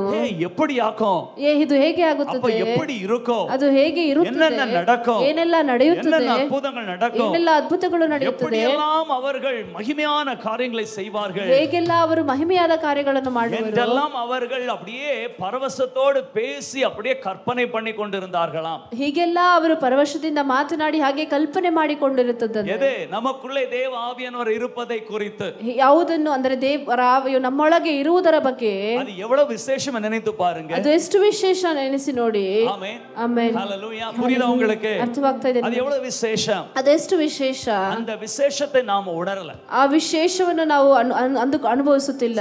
தீர்க்கதரிசிகள் மட்டுமல்ல, ಸರಿ ಪ್ರವಾದಿಗಳು ಮಾತ್ರವಲ್ಲ, ஆதிகாலದ பிதாக்கள் மட்டுமல்ல, ಆದಿಕಾಲದ ತಂದೆಗಳು ಮಾತ್ರವಲ್ಲ. 12வது வசனம் படிப்போம், 12ನೇ ವಾಕ್ಯವನ್ನು ಓದೋಣ. இவைகளை உற்று பார்க்க, போடுங்க டக்குனு ஸ்கிரீன்ல, 12 1 பேதுரு 1:12, இவைகளை உற்று பார்க்க, சேர்ந்து படிப்போம், இவைகளை உற்று பார்க்க, யாரோ Come on, யாரும் ದೇವದೂತರು யாரும் ದೇವದೂತರು சத்தமா சொல்லுங்க. ದೇವದೂತರು தேவதூதர்களும் ஆசையா இருந்தார்களாம்.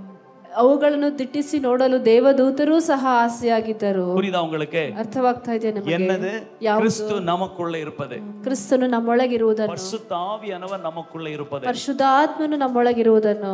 நான் என்ன சொல்றேன்? ನಾನೇನ್ ಹೇಳ್ತಾ ಇದ್ದೇನೆ? நமக்குள்ள பரிசுத்த ஆவியானவர் இருக்கிறார். ನಮ್ಮೊಳಗೆ ಪರಿಶುದ್ಧಾತ್ಮನು ಇದ್ದಾನೆ. ஆனா அதை டம்மியாக நாம வைத்துக் கொண்டிருக்கிறோம். ಆದರೆ ಅದನ್ನು ಡಮ್ಮಿಯಾಗಿ ನಾವು ಇಟ್ಟುಕೊಂಡಿದ್ದೇವೆ. டம்மியாக நினைத்துக் கொண்டிருக்கிறோம். ಡಮ್ಮಿಯಾಗಿ ಅಂದುಕೊಳ್ಳುತ್ತಿದ್ದೇವೆ. அதை குறித்து பெருசா கற்பனை பண்ணல. ಅದರ ಬಗ್ಗೆ ದೊಡ್ಡದಾಗಿ ಕಲ್ಪನೆ பெருசாவನ್ನ யோசிக்கல. ದೊಡ್ಡದಾಗಿ ಏನು ಅಂದುಕೊಳ್ಳುತ್ತಾ ಇಲ್ಲ. நாமளும் கிறிஸ்தவன் தான். ಯಾಕಂದ್ರೆ ನಾವು ಕ್ರಿಸ್ತವೇ. ಯೇಸುವ ರಕ್ಷಿಸಲ್ಪಟ್ಟேன். ಯೇಸುವಿಂದ ರಕ್ಷಣೆ ಹೊಂದಿದ್ದೇನೆ. ಯೇಸು எனக்குள்ள இருக்கிறார். ಯೇಸು ನನ್ನೊಳಗಿದ್ದಾರೆ. ಸತ್ತ ಪರಲೋகம் போவேன். ಸತ್ತರೆ ಪರಲೋಕ ಹೋಗುತ್ತೇನೆ. இப்போ பெருசா ஒண்ணு ವಿಶೇಷமா ஒண்ணு இல்ல, சும்மா அப்படியே தான் போகுது. ಈಗೇನು ದೊಡ್ಡದಾದ ವಿಶೇಷವೇನು ಇಲ್ಲ, ಹಾಗೆ ಸುಮ್ಮನೆ ಹೋಗ್ತಾ ಇದ್ದೇನೆ. நானும் டாக்டர்ட்ட தான் போறேன், நானும் பஞ்சத்துல கிடக்கேன், நானும் அப்படிதான் இருக்கேன், அப்படிதான் போகுது. ನಾನು ಡಾಕ್ಟರ್ ಬಳಿಯೇ ಹೋಗುತ್ತೇನೆ, ನಾನು ಬಡತನದಲ್ಲಿದ್ದೇನೆ, ಹಾಗೆ ಹೋಗ್ತಾ ಇದೆ. இதோட சுவாரஸ்யமே இல்லாம இதனுடைய ஆழமே தெரியாம நம்ம வாழ்ந்து கொண்டிருக்கிறோம். ಇದರ ಸ್ವಾರಸ್ಯವು ಮತ್ತು ಇದರ ಆಳವು ಗೊತ್ತಿಲ್ಲದೆ ನಾವು ಜೀವಿಸುತ್ತಾ ಇದ್ದೇವೆ. இந்த வார்த்தைகளின்படி நீங்கள் யோசித்தால், ಈ ಮಾತುಗಳ ಪ್ರಕಾರ ನೀವು ಯೋಚಿಸಿ ನೋಡಿದರೆ, அந்த தீர்க்கதரிசிகளும் தேவதூதர்களும் முற்பிதாக்களும் எவ்வளவு ஆவலாய் இந்த அனுபவத்தை எதிர்பார்த்தார்களாம். ಆ ಪ್ರವಾದಿಗಳು, ಆ ದೇವದೂತರುಗಳು ಎಷ್ಟು ಆತಂಕ, ಎಷ್ಟು ಆಸಕ್ತಿಯಿಂದ ಇದನ್ನು ಎದುರು ನೋಡುತ್ತಿದ್ದರು. ஆமென். அது மட்டுமல்ல, தொடர்ந்து படிப்போம். எபேசியர் 3வது அதிகாரத்தில் சில வசனங்களை காண்பிக்கிறேன். ಅದು ಮಾತ್ರವಲ್ಲ, ಎಬೇಸಿಯರ್ 3ನೇ ಅಧ್ಯಾಯದಲ್ಲಿ ಕೆಲವು ವಾಕ್ಯಗಳನ್ನು ತೋರಿಸುತ್ತೇನೆ. எபேசியர் 3:9 3:9 ವಾಕ್ಯ. தேவன் நம்முடைய கர்த்தராகிய கிறிஸ்து இயேசுவுக்குள் கொண்டிருந்த அநாதி தீர்மானத்தின்படியே 3:9 ಸಮಸ್ತವನ್ನು ಸೃಷ್ಟಿಸಿದ ದೇವರಲ್ಲಿ ಆದಿಯಿಂದ ಗುಪ್ತವಾಗಿದ್ದ ಮರ್ಮವ ಯೋಜನೆಯನ್ನು ಎಲ್ಲರಿಗೂ ತಿಳಿಸುವಂತಹ அநாதி தீர்மானத்தின்படியே உன்னதங்களில் உள்ள துரைத்தனங்களும் அதிகாரங்களுக்கும் அவருடைய அனந்த ஞானமானது சபையின் மூலமாய் இப்பொழுது தெரிய வரும் பொருட்டாக, உன்னதங்களில் உள்ள துரைத்தனங்கள் அதிகாரங்களுக்கு அவருடைய ஆனந்த ஞானமானது சபையின் மூலமாய் இப்பொழுது தெரிய வரும் பொருட்டாக, ದೇವರು ನಮ್ಮ ಕರ್ತನಾದ ಯೇಸು ಕ್ರಿಸ್ತುವಿನಲ್ಲಿ ಮಾಡಿದ ನಿತ್ಯ ಸಂಕಲ್ಪದ ಮೇರೆಗೆ ತನ್ನ ನಾನಾ ವಿಧವಾದ ಜ್ಞಾನವು ಪರಲೋಕದಲ್ಲಿ ರಾಜತ್ವಗಳಿಗೂ ಅಧಿಕಾರಿಗಳಿಗೂ ಈಗ ಸಭೆಯ ಮೂಲಕ ಗೊತ್ತಾಗಬೇಕೆಂದು ಉದ್ದೇಶಿಸಿದನು. Hallelujah, hallelujah. கவனிங்க, தேவனுடைய சர்வ வல்லமை உள்ள ஞானம், ದೇವರ ಸರ್ವಶಕ್ತವಾದ ಜ್ಞಾನವು, அவருடைய அனந்த ஞானம், ಆತನ ಅನಂತ ಜ್ಞಾನವು. எல்லாரும் ஒத்துக்கிறீங்களா? தேவன் பெரிய ஞானி. ஆமென். ಎಲ್ಲರೂ ಒಪ್ಪಿಕೊಳ್ಳುತ್ತಾರೆ ದೇವರು ದೊಡ್ಡ ಜ್ಞಾನಿ ಎಂದು. தேவன் மிகவும் ஞானம் உள்ளவர். ஆமென். ದೇವರು ತುಂಬಾ ಜ್ಞಾನ ಉಳ್ಳವರು, மிகவும் வல்லமை உள்ளவர், ತುಂಬಾ ಶಕ್ತನಾದವನು. அது இந்த உலகத்துக்கு தெரிய வர வேண்டுமானால், ಅದು ಈ ಲೋಕಕ್ಕೆ ಗೊತ್ತಾಗಬೇಕಾದರೆ யார் மூலமாய் தெரிய வர? ಯಾರ ಮೂಲಕ ಗೊತ್ತಾಗಬೇಕು? கொஞ்சம் சிரிங்களா? யார் மூலமா தெரிய வரணும்? யார் மூலமா தெரிய வரணும்? யார் மூலமா தெரிய வரணும்? என்னத்த சொல்றீங்க பாஸ்டர்? எனக்கு தலைவலி, எனக்கு என் பொண்டாட்டி பிரச்சனை, எனக்கு டாக்டர் ரிப்போர்ட் எனக்கு தெரியும். என்னத்த சொல்றீங்க? இப்படியே இருந்தா எப்படி தெரிய வரும்? அந்த வசனத்தை குறித்து படிக்கும் போது என்ன பண்ணணும்? கொஞ்சம் எக்ஸைட் ஆகுங்க. யார் மூலமாய் தெரிய வரணும்? சபையின் மூலம். யாரப்பா சபை இங்க? ஹலோ, யாரு சபை இங்க? ஹலோ, சபை யாரு? யாராவது இருக்கீங்களா சபை? ஆமென். நாம் தான் சபை. ನಾವೇ ಸಭೆ ಆಗಿದ್ದೇವೆ. ஹல்லேலூயா, ஹல்லேலூயா. ஐயோ, எனக்கு கடனை கொடுக்க முடியல, ஞானத்தின் தேவனுடைய ஞானம் தெரிய வருமா என்ன மூலமா? இப்படி உங்க மண்டையில கொட்டி தான் நம்ம எழும்ப முடியாம பிசாசு வச்சுக்கிட்டே இருக்கிறான். ಅಯ್ಯೋ, ನನ್ನ ಸಾಲವನ್ನೇ ನಾನು ತೀರಿಸಕ್ಕಾಗ್ತಾ ಇಲ್ಲ, ಈ ಜ್ಞಾನವನ್ನ ಎಲ್ಲಿಂದ ತಗೊಳ್ಳೋದು ಅಂತ ಹೀಗೆ ಸೈತಾನನು ನಮ್ಮ ಮಂಡೆಯಲ್ಲಿ ಹಾಗೆ ನಮಗೆ ಕುಟ್ಟಿನೇ ಹೀಗೆ ಮಾಡುತ್ತಿದ್ದಾನೆ. பெருமை இல்ல ನಮಗೆ ಆ ಹೆಮ್ಮೆಯೂ ಇಲ್ಲ, ரொம்ப தாழ்மை, ತುಂಬಾ ತಗ್ಗಿಸಿಕೊಳ್ಳುವುದು, கொஞ்சம் கூட பெருமை இல்ல, ಸ್ವಲ್ಪನೂ ಹೆಮ್ಮೆ ಇಲ್ಲ. ஆண்டவர் எனக்குள்ள இருக்கிறார், ದೇವರು ನನ್ನೊಳಗಿದ್ದಾರೆ, எல்லா ಅಸುತ್ತಾವಿಗಳೋட ವಲ್ಲಮೆಯುಳ್ಳ ಪ್ರಕಾಶವುಳ್ಳ ದೇವன் எனக்குள்ள இருக்கிறார். ಬೇರೆ ಎಲ್ಲ ಆತ್ಮಗಳಿಗಿಂತ ಶಕ್ತನಾದಂತ ಪ್ರಕಾಶವುಳ್ಳಂತ ದೇವರು ನನ್ನೊಳಗಿದ್ದಾರೆ. ನಾನು ನಡೆದರೆ அவ்வளவு அதிகாரம் இருக்கு, ಅಷ್ಟು ಅಧಿಕಾರವಿದೆ, பேசின வல்லமை வெளிப்படும், ನಾನು ಮಾತನಾಡಿದರಲ್ಲಿ ಮಹಿಮೆ ಪ್ರಕಟವಾಗುತ್ತದೆ. இதெல்லாம் சிந்திக்கிறது இல்ல, ಎಲ್ಲವನ್ನು ಚಿಂತಿಸುವುದಿಲ್ಲ ನಾವು. ಯಾಕೆ? நம்முடைய பிரச்சனையே இரவும் பகலும் சிந்திச்சிட்டே இருக்கிறோமே. ನಮ್ಮ ಸಮಸ್ಯೆಗಳನ್ನೇ ನಾವು ಹಗಲು ರಾತ್ರಿ ಯೋಚಿಸುತ್ತಿರುತ್ತೇವೆ. நீங்க பிரச்சனையை சிந்தித்து கொண்டே இருப்போமானால் ಈ ನಮ್ಮ ಸಮಸ್ಯೆಗಳನ್ನೇ ನಾವು ಯೋಚಿಸುತ್ತಿರುವುದಾದರೆ சின்னதாயிட்டே இருப்போம். ನಾವು ಚಿಕ್ಕದಾಗುತ್ತಲೇ ಇರುತ್ತೇವೆ. கவனிக்கிறீங்களா? ಗಮನಿಸುತ್ತಿದ್ದೀರಾ? பிரச்சனையை சிந்திச்சிட்டே இருப்பீங்கன்னா ನಿಮ್ಮ ಸಮಸ್ಯೆಗಳನ್ನು ನೀವು நீங்க ಯೋಚಿಸುತ್ತಿದ್ದರೆ சின்னதாயிட்டே ನೀವು இருப்பீங்க. ಚಿಕ್ಕದಾಗುತ್ತಾ அந்த ಹೋಗುತ್ತೀರಾ? பிரச்சனை பெரிதாய் காண வரை நீங்கள் சின்னவனாயிட்டே இருப்பீங்க. ಆ ಸಮಸ್ಯೆಯು ದೊಡ್ಡದಾಗಿ ಅನಿಸುವವರೆಗೂ ನೀವು ಚಿಕ್ಕದಾಗಿ ಚಿಕ್ಕದಾಗುತ್ತಾ ಹೋಗ್ತೀರಾ. குறைந்து கொண்டே இருக்கும். ನಿಮ್ಮ ಬಲವು ಕುಗ್ಗುತ್ತಲೇ ಇರುತ್ತದೆ. எத்தனை பேர் எதிர்த்து நிக்கறாங்களே? ಎಷ್ಟು ಜನ ಎದುರಿಸಿ ನಿಲ್ಲುತ್ತಿದ್ದಾರೆ. ಡಾಕ್ಟರ್ சொல்றாரு. ಡಾಕ್ಟರ್ ಹೀಗೆಲ್ಲ ಹೇಳುತ್ತಿದ್ದಾರೆ. ಕಂಪನಿ ಪಾಲಿಸಿ இப்படி எல்லாம் போகுது. ಕಂಪನಿ ಪಾಲಿಸಿ ಹೀಗೆಲ್ಲ ಹೇಳ್ತಾ ಇದೆ. சிந்திக்க சிந்திக்க ಅದನ್ನು ಯೋಚಿಸುತ್ತಾ ಯೋಚಿಸುತ್ತಾ குறுகிக்கிட்டே இருப்பீங்க. ನೀವು ಹಾಗೆ ಕೂಗುತ್ತಲೇ ಇರುತ್ತೀರಾ. ஆனால் தேவன் உங்களுக்குள் இருக்கிறார் என்பதை எவ்வளவுக்கு அதிகமாய் கற்பனை பண்ணுகிறீர்களோ ದೇವರು ನಿಮ್ಮೊಳಗೆ ಇದ್ದಾರೆ ಎಂಬುದನ್ನು ಎಷ್ಟರ ಮಟ್ಟಿಗೆ ನೀವು ಕಲ್ಪನೆ ಮಾಡಿಕೊಳ್ಳುತ್ತೀರೋ நீங்கள் பெரியவனாய் மாறுவீர்கள். ಆಗ ನೀವು ದೊಡ್ಡವನಾಗಿ ಬದಲಾಗುವಿರಿ. ஹalleluya. நீங்கள் என்று சொன்னால் உங்கள் உள்ளான மனுஷன். ನೀವು ಅಂತ ಹೇಳಿದರೆ ನಿಮ್ಮ ಒಳಗಿನ ಮನುಷ್ಯನು. உள்ளான மனுஷன் பெரியவனாய் மாறணும். ನಿಮ್ಮ ಒಳಗಿನ ಮನುಷ್ಯನು ದೊಡ್ಡವನಾಗಿ ಬದಲಾಗಬೇಕು. அதிகமாய் தேவனை குறித்து பெரிதாய் சிந்தித்து ಎಷ್ಟರ ಮಟ್ಟಿಗೆ ದೊಡ್ಡದಾಗಿ ದೇವರ ಬಗ್ಗೆ ನೀವು ಚಿಂತಿಸಿ அவர் எனக்குள்ள இருக்கிறார். ದೇವರು ನನ್ನೊಳಗಿದ್ದಾರೆ. அவர் எனக்கு கொடுத்த தரிசனத்தை நிறைவேற்றுவார். ಆತನು ನನಗೆ ಕೊಟ್ಟಿರುವ ದರ್ಶನವನ್ನು ನೆರವೇರಿಸುತ್ತಾನೆ. ஹalleluya. என்னை வைத்திருக்கிற அழைப்பை நிறைவேற்றுவார். ನನಗಾಗಿ ಇಟ್ಟಿರುವಂತ ಕರೆಯನ್ನು ಆತನು ನೆರವೇರಿಸುತ್ತಾನೆ. எவ்வளவு அதிகமாய் சிந்திக்கிறீர்களோ ಎಷ್ಟರ ಮಟ್ಟಿಗೆ ಅಧಿಕವಾಗಿ ಚಿಂತಿಸುತ್ತೀರೋ கற்பனை பண்ணுகிறீர்களோ ಎಷ್ಟು ಅಧಿಕವಾಗಿ ನೀವು ಕಲ್ಪನೆ ಮಾಡಿಕೊಳ್ಳುತ್ತೀರೋ அந்த கற்பனை பல வேளையிலே ஃபேக் ஆக தான் தோன்றும். ಆ ಕಲ್ಪನೆಯು ಅನೇಕ ಸಮಯಗಳಲ್ಲಿ ಅದು ಫೇಕ್ ಆಗಿ ಅನಿಸುತ್ತದೆ. என்ன பாஸ்டர் ஃபேக்கா கற்பனை பண்ண சொல்றீங்களே பாஸ்டர்? ಏನು ಪಾಸ್ಟರ್ ಫೇಕ್ ಆಗಿ ಕಲ್ಪನೆ ಮಾಡಿಕೊಳ್ಳಲು ಹೇಳುತ್ತೀರಲ್ಲ? ஃபேக்கா விசுவாசத்திலே ஜெபித்தா எப்படி பாஸ்டர்? உள்ளதை உள்ளபடிதாலே சொல்லணும். ಫೇಕ್ ಆಗಿ ವಿಶ್ವಾಸದಲ್ಲಿ ಜಯಿಸಿದರೆ ಹೇಗೆ ಪಾಸ್ಟರ್? ನಿಜವನ್ನು ಇದ್ದದ್ದನ್ನು ಇದ್ದದಾಗೆ ಹೇಳಬೇಕಲ್ಲ. ஆபிரகாம் உள்ளதை உள்ளபடி சொல்லியிருந்தா பிள்ளை பிறந்திருக்குமா? ಆಬ್ರಹಾಮನು ಇದ್ದದ್ದನ್ನು ಇದ್ದದಾಗಿ ಹೇಳಿದರೆ ಮಗು ಹುಟ್ಟುತ್ತಿತ್ತಾ? ஆமென். ಆಮೆನ್. அற்புதங்களில் வாழ்ந்த ஒவ்வொருவரும் உள்ளதை உள்ளபடி சொல்லல, தேவன் அவர்களுக்கு சொன்ன வாக்குத்தத்தத்தின்படி தான் சொன்னார்கள். ಅದ್ಭುತಗಳಲ್ಲಿ ಜಯಿಸಿದ ಅನೇಕರು ಇದ್ದದ್ದನ್ನು ಇದ್ದದ್ದಾಗೆ ಹೇಳಿಲ್ಲ, ದೇವರು ಅವರಿಗೆ ಹೇಳಿದ್ದನ್ನು ಅವರು ಹೇಳಿದರು. ஹalleluya. நீங்கள் பார்க்கிற சூழ்நிலைகள் அதுவல்ல நீங்கள். ನೀವು ನೋಡುವಂತ ಸನ್ನಿವೇಶದಲ್ಲಿರುವುದು ಅದಲ್ಲ. ನೀವು ನಂಬುತ್ತೀರಾ? சூழ்நிலைகள் எப்படி இருக்கு? ಸನ್ನಿವೇಶಗಳು ಹೇಗಿದೆ? நீங்கள் ಅದಲ್ಲ. ನೀವು ಅದಲ್ಲ. அது உங்களை சூழ்நிலும் இருக்கிற சூழ்நிலை. ಅದು ನಿಮ್ಮ ಸುತ್ತಲೂ ಇರುವಂತ ಅದು ಸನ್ನಿವೇಶಗಳು. ஆமென். ಹಲ್ಲೆಲೂಯಾ. ஹalleluya. அது உங்களை சுற்றிலும் இருக்கிற சூழ்நிலை. ಅದು ನಿಮ್ಮ ಸುತ್ತಲೂ ಇರುವಂತ ಸನ್ನಿವೇಶಗಳು. நீங்கள் அது அல்ல. ನೀವು ಅದಲ್ಲ. தேவன் உங்களை என்னவென்று சொல்லி இருக்கிறார். ದೇವರು ನಿಮ್ಮನ್ನು ಏನೆಂದು ಹೇಳುತ್ತಿದ್ದಾರೆ? தேவனுடைய அனந்த ஞானம் உங்கள் மூலமாய் விளங்க பண்ணும்படி. ದೇವರ ಅನಂತ ಜ್ಞಾನವು ನಿಮ್ಮ ಮೂಲಕವಾಗಿ ಅದು ಪ್ರಕಟವಾಗುವ ಹಾಗೆ. ஹalleluya. 11ನೇ ವಚனம். 11ನೇ ವಾಕ್ಯ. அடுத்த வசனம். இயேசு கிறிஸ்துவை கொண்டு எல்லாவற்றையும் சிருஷ்டித்த தேவனுக்குள்ளே ஆதி காலங்கள் முதல் மறைந்திருந்த ரகசியத்தினுடைய ஐக்கியம் இன்னதென்றும் எல்லோருக்கும் வெளிப்படையாய் காண்பிக்கிறதற்கு இந்த கிருபை அளிக்கப்பட்டிருக்கிறது. ಸಮಸ್ತವನ್ನು ಸೃಷ್ಟಿಸಿದ ದೇವರಲ್ಲಿ ಆದಿಯಿಂದ ಗುಪ್ತವಾಗಿದ್ದ ಮರ್ಮವ ಯೋಜನೆಗಳು ಎಲ್ಲರಿಗೂ ತಿಳಿಸುವಂತಹ ಕೃಪೆಯು ದೇವ ಜನರೊಳಗಿಂದ ಅತ್ಯಲ್ಪವಾಗಿ ನನಗೆ ಕೊಡಲ್ಪಟ್ಟಿತು. எனக்கு இவ்வளவுதானே இருக்கு. ನನಗೆ ಇಷ್ಟೇ ಇದೆ. இவ்வளவுதான் எனக்கு இருக்கு. ಇಷ್ಟೇ ಇದೆ ನನಗೆ. இப்படிதான் எல்லாரும் சொல்றாங்க. ಹೀಗೆ ಎಲ್ಲರೂ ಹೇಳುತ್ತಿದ್ದಾರೆ. சமாளிக்கணும். ಇದನ್ನಿಟ್ಟುಕೊಂಡು ನಾನು ಹೇಗೆ ಮಾಡಬೇಕು? எப்படி வாழ்வது? ಇದನ್ನಿಟ್ಟುಕೊಂಡು ಹೇಗೆ ಜೀವಿಸುವುದು? இப்படியே சிந்திச்சிட்டு இருக்கீங்களா? ಹೀಗೆ ಯೋಚಿಸುತ್ತಿದ್ದೀರಾ? கர்த்தாவே உம்முடைய ஞானம். ಇಲ್ಲ ಕರ್ತನೇ ನಿನ್ನ ಜ್ಞಾನವು ஞானத்தினால் ನಾನು எழும்பணும். ನಿನ್ನ ಜ್ಞಾನದಿಂದ ನಾನು ಏಳಬೇಕು. உம்முடைய வல்லமையினாலே சூழ்நிலைகள் மாறும். ನಿನ್ನ ಶಕ್ತಿಯಿಂದ ಎಲ್ಲ ಸನ್ನಿವೇಶಗಳು ಬದಲಾಗುತ್ತವೆ. வல்லமையினாலே சந்தர்ப்பங்கள் மாறும். ನಿನ್ನ ಶಕ್ತಿಯಿಂದ ಸಂದರ್ಭಗಳು ಬದಲಾಗುತ್ತವೆ ಎಂದು சிந்திக்கிறீர்களா? ಹೀಗೆ ಯೋಚಿಸುತ್ತೀರಾ? ஹalleluya. ஹalleluya. இயேசு கிறிஸ்து நமக்குள்ளே இருக்கிறது ஒரு பெரிய ஒரு வல்லமையான ஒரு ஸ்லாக்கியம். ಯೇಸು ಕ್ರಿಸ್ತನು ನಮ್ಮೊಳಗೆ ಇರುವುದು ಒಂದು ದೊಡ್ಡದಾದಂತ ಒಂದು ನಮಗೆ ಕೊಟ್ಟಿರುವಂತ ಬಹುಮಾನವದು. ஹalleluya. ஹalleluya. நான் கிறிஸ்தவனாய் இருப்பது. ನಾನು ಕ್ರಿಸ್ತನಾಗಿರುವುದು. எத்தனை பேர் இந்த பெருமையை உருவாக்க விரும்புறீங்க? ಎಷ್ಟು ಜನ ಈ ಹೆಮ್ಮೆಯನ್ನು ರೂಪಿಸಲು ಇಷ್ಟಪಡುತ್ತೀರಾ? பெருமையை உருவாக்கணும். அப்படிதானே மனுஷன் இந்த பெருமையை உருவாக்கணும். ಈ ಹೆಮ್ಮೆಯನ್ನು ನಾವು ರೂಪಿಸಿಕೊಳ್ಳಬೇಕು. ನಾವು ಉರುವಾಕ வேண்டும். ನಾವು ರೂಪಿಸಿಕೊಳ್ಳಬೇಕು. ಕಲ್ಪನೆ பண்ண வேண்டும். ಕಲ್ಪನೆ ಮಾಡಿಕೊಳ್ಳಬೇಕು. ಯೇಸು எனக்குள்ள இருப்பது. ಯೇಸು ನನ್ನೊಳಗೆ ಇರುವುದು பெரிய ஒரு ஸ்லாக்கியம். ಇದು ದೊಡ್ಡ ಒಂದು ಬಹುಮಾನ. ಯೇಸು எனக்குள்ள இருப்பது. ಯೇಸು ನನ್ನೊಳಗೆ ಇರುವುದು எல்லா சூழ்நிலைகளிலும் என்னை வித்தியாசமாய் காட்டும். ಎಲ್ಲ ಸನ್ನಿವೇಶಗಳಲ್ಲಿ ನನ್ನ ವ್ಯತ್ಯಾಸವಾಗಿ ತೋರಿಸುತ್ತದೆ. ಯೇಸು எனக்குள்ள இருப்பது. ಯೇಸು ನನ್ನೊಳಗೆ ಇರುವುದು ಅಸಾಧಾರಣ ಐಡಿಯಾಸ್ எனக்கு வரும். ಅಸಾಧಾರಣವಾದಂತ ಐಡಿಯಾಗಳು ನನಗೆ ಬರುತ್ತದೆ. ಅಸಾಧಾರಣ ಜ್ಞಾನ வரும். ಅಸಾಧಾರಣವಾದಂತ ಜ್ಞಾನವು ಯೇಸು எனக்குள்ள இருப்பதனாலே ಯೇಸು ನನ್ನೊಳಗೆ ಇರುವುದರಿಂದ எல்லா இடத்திலும் வித்தியாசமாய் காண்பேன். ಎಲ್ಲಾ ಸ್ಥಳಗಳಲ್ಲಿ ವ್ಯತ್ಯಾಸವಾಗಿ ಕಾಣಿಸುತ್ತೇನೆ. ಯೇಸು எனக்குள் இருப்பதனாலே, ಯೇಸು ನನ್ನೊಳಗೆ ಇರುವುದರಿಂದ இருக்கிற சூழ்நிலையை வித்தியாசமாய் நான் புரிந்து கொள்வேன். ಇರುವಂತ ಸನ್ನಿವೇಶಗಳನ್ನು ನಾನು ವ್ಯತ್ಯಾಸವಾಗಿ ಅರ್ಥ ಮಾಡಿಕೊಳ್ಳುತ್ತೇನೆ. எல்லாரும் அந்த பிரச்சனையை அப்படிதான் புரிந்து கொள்கிறார்கள். ಎಲ್ಲರೂ ಆ ಸಮಸ್ಯೆಯನ್ನು ಹಾಗೆಯೇ ಅರ್ಥ ಮಾಡಿಕೊಳ್ಳುತ್ತಾರೆ. ಯೇಸು எனக்குள் இருப்பதனாலே, ಆದರೆ ಯೇಸು ನನ್ನೊಳಗೆ ಇರುವುದರಿಂದ, அவருடைய ஞானத்தினாலே ಆತನ ಜ್ಞಾನದಿಂದ நான் இதை வித்தியாசமாய் புரிந்து கொள்வேன். ನಾನು ಇದನ್ನು ವ್ಯತ್ಯಾಸವಾಗಿ ಅರ್ಥ ಮಾಡಿಕೊಳ್ಳುತ್ತೇನೆ. ஒவ்வொரு சூழ்நிலையிலும் ಪ್ರತಿಯೊಂದು இப்படி ಸನ್ನಿವೇಶದಲ್ಲಿ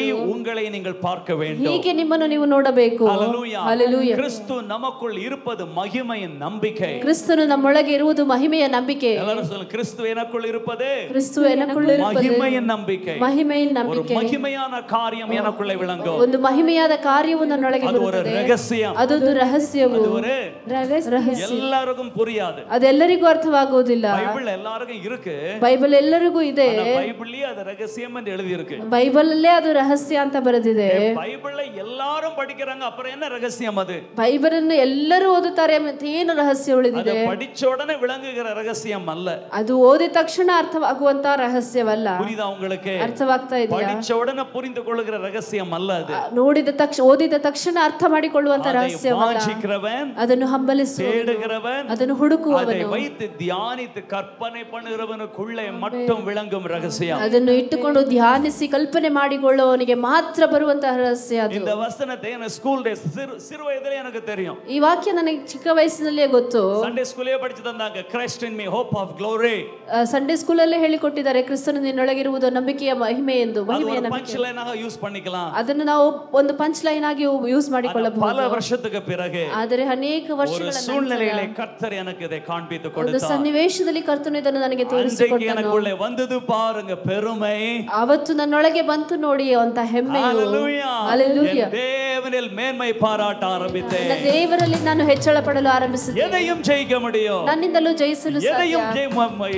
எதற்கு மேல மேற முடியும். ಯಾವುದನ್ನು ನಾನು ಇದಕ್ಕಿಂತ ಹೆಚ್ಚಾಗಿ எதையும் தாங்க முடியும். ಯಾವುದನ್ನು ನಾನು எதையும் மாற்ற முடியும். ಯಾವುದನ್ನು ಬದಲಾಯಿಸಬಲ್ಲೆ. எனக்குள்ள கிறிஸ்துவினாலே ನನ್ನೊಳಗಿರುವ ಕ್ರಿಸ್ತನ ಮೂಲಕ எல்லாவற்றையும் செய்ய முடியும். ಎಲ್ಲವನ್ನೂ ಮಾಡಲು ஒரு ಸಾಧ್ಯ. யுத்தத்துக்குள் பாய்வேன். ಒಂದು ಯುದ್ಧದೊಳಗೆ ஒரு மதிலை தாண்டுவேன். ಒಂದು ಗೋಡೆಯನ್ನು ದಾಟುವೆನು. ரதங்களை முறிப்பேன். ರಥಗಳನ್ನು ಮುರಿದು அந்த ಹಾಕುವೆನು. வேதத்தில் இருக்கிற வாக்குத்தத்தங்கள் தாவீது பாடி நடனமாடுகிற எல்லாமே அன்றைக்கு தான் எனக்கு புதுசா அப்படியே கலர்ஃபுல்லாக எனக்கு தெரிய ஆரம்பிச்சது. ಆ ವೇದದಲ್ಲಿರುವಂತಹ ದಾವೀದನು ಹಾಗೆ ನೃತ್ಯ ಮಾಡಿ ಆಡುವುದೆಲ್ಲವೂ ಆ ದಿನದಲ್ಲಿ ನನಗೆ ಒಂದು ಕಲರ್ಫುಲ್ ಆಗಿ ಹೆಚ್ಚಳವಾಗಿ ನನಗೆ ಕಾಣಲ್ಪಟ್ಟಿತು. ಗೋಲಿಯಾತನ பாத்துறலாம். ನಾವು ನೋಡಿ ಬಿಡೋಣ. வா பாத்துறலாம். ಬಾ ನೋಡಿ ಬಿಡೋಣ. அதுதானா கரெக்ட்டா? ஹalleluya. எரிகோவா, அதையும் பாத்துறலாம். ಅದನ್ನು ನೋಡಿ ಬಿಡೋಣ. சிங்கமா, அதையும் பாத்துறலாம். ಅದನ್ನು ನೋಡಿ ಬಿಡೋಣ. சிவந்த சமுத்திரமா, ಕೆಂಪು ಸಮುದ್ರ, அதையும் பாத்துறலாம். ಅದನ್ನು ನೋಡಿ ಬಿಡೋಣ. கைகளை தட்டி கர்த்தரை ஸ்தோத்திரிப்போ. ಹಾಮಾನಾ, அதையும் பாத்துறலாம். ಅವನನ್ನು ನೋಡಿ ಬಿಡೋಣ. 3 ವರ್ಷ ಪಂಚಮಾ, 3 ವರ್ಷ ಬರಡುವ, அதையும் பாத்துறலாம். ಅದನ್ನು ನೋಡಿ ಬಿಡೋಣ. ಅಗ್ನಿ ಜ್ವಾಲೆಯ, ಅಗ್ನಿ ಜ್ವಾಲೆಯ, அதையும் பாத்துறலாம். ಅದನ್ನು ನೋಡಿ ಬಿಡೋಣ. கிறிஸ்து எனக்குள் இருப்பது ಕ್ರಿಸ್ತನು ನನ್ನೊಳಗೆ மகிமையின் நம்பிக்கை. ಮಹಿಮೆಯ ನಂಬಿಕೆ. கிறிஸ்து எனக்குள் இருப்பது ನನ್ನೊಳಗಿರುವುದು எல்லாவற்றையும் செய்ய பலன். ಎಲ್ಲವನ್ನು ಮಾಡುವ எந்த சூழ்நிலையோ, ಯಾವ எந்த சந்தர்ப்பமோ, ಯಾವ ಸಂದರ್ಭದಲ್ಲಿ எந்த அதிகாரமோ, ಯಾವುದೇ ಅಧಿಕಾರದಲ್ಲಿ அதையும் ஜெயிக்கக்கூடிய பலன் எனக்குள்ளே இருக்கிறது. ಜಯಿಸುವಂತ ಬಲವು நான் ನನ್ನೊಳಗೆ ಇದೆ. கீழாகாமல் மேலாகி, ನಾನು ಕೀಳಾಗದೆ ಮೇಲಾಗಿ, நான் மரிக்க மாட்டேன், வாழ்ந்திருப்பேன். ನಾನು ಸಾಯುವುದಿಲ್ಲ, ಜೀವಿಸಿರುವೆನು. அவருடைய ಉಯಿರ್ತೆಳುதல் வல்லமை எனக்குள்ளே கிரியை செய்கிறது. ಅವನು ಜೀವಂತವಾಗಿದ್ದಂತ ಮಹಿಮೆಯು ನನ್ನೊಳಗೆ ಕ್ರಿಯೆ ಮಾಡುತ್ತದೆ. உயிர்த்தெழுதல் வல்லமை எனக்குள்ளே கிரியை செய்கிறது. ಜೀವನವಾದಂತಹ ಮಹಿಮೆಯು ನನ್ನೊಳಗೆ ಕ್ರಿಯೆ இந்த ಮಾಡುತ್ತದೆ. ரகசியம் நீங்கள் புரிந்தால், ಈ ರಹಸ್ಯವನ್ನು ನೀವು ಅರ್ಥ ಮಾಡಿಕೊಂಡರೆ, நான் ஜீவனோடு அப்படின்னு சொல்லும்போது அப்படியே பொங்கி வரும் உங்களுக்குள்ள ಅಭಿಷೇகம். ಇಂತಹ ರಹಸ್ಯವನ್ನು ನೀವು ಅರ್ಥ ಮಾಡಿಕೊಂಡರೆ, ಜೀವಂತವಾಗಿ ನಾನು ಹಾಡುತ್ತೇನೆ ಎಂಬ ಇಂಥ ಒಂದು ಉತ್ಸಾಹವು ನಿಮ್ಮಲ್ಲಿ ಹುಮ್ಮಸ್ಸಿ ಬರುತ್ತದೆ. இந்த ரகசியம் உங்களுக்கு புரியும் போது, ಈ ರಹಸ್ಯವು ನಿಮಗೆ ಅರ್ಥವಾಗುವಾಗ, அப்படி எதிர்ப்பு வரும்போது, ಅಂತ ಒಂದು ಎದುರಿಸುವಿಕೆ ಬರುವಾಗ உங்களுக்குள்ள ஒரு அட்வென்ச்சர் மூட் வந்துரும்.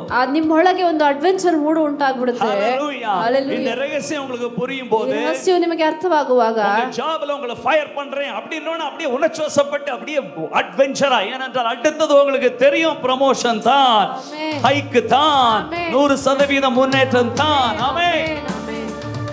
ನಿಮ್ಮ ಜಾಬ್ ಅಲ್ಲಿ ನಿಮ್ಮನ್ನ ಫೈರ್ ಮಾಡ್ಬಿಡ್ತಾರೆ ಅಂತ ಅಂದುಕೊಂಡಾಗ ನಿಮಗೆ ಆ ಸೆಕೆಂಡ್ ಅಲ್ಲಿ ನಿಮಗೆ ಅಡ್ವೆಂಚರ್ ಬರುತ್ತದೆ. ನನಗೆ ಗೊತ್ತು ನಂತರ ಬರುವುದು ನನಗೆ ಪ್ರಮೋಷನ್, ನಾನು ಗೆಲ್ಲುತ್ತೇನೆ ಎಂಬುದನ್ನು. ஹalleluya.